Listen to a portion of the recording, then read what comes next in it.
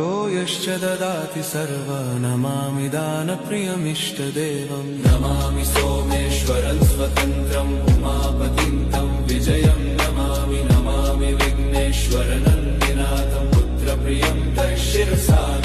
नमामि देवं भवदुःखशोकविनाशनं चन्द्रधरं नमामि नमामि गङ्गाधरमीशमीड्यमुमाददं देववरं नमामि नमाम्यजादिशपुरन्दरादिसुरासुरैरचितपादपद्मं नमामि देवी मुखवादनानैक्षार्थमक्षित्रितयं यैष पञ्चामृतैर्गन्धसुधूपदीपैर्विचित्रपुष्पैर्विधैश्च मन्त्रैः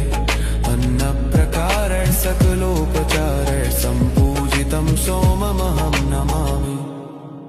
नमामि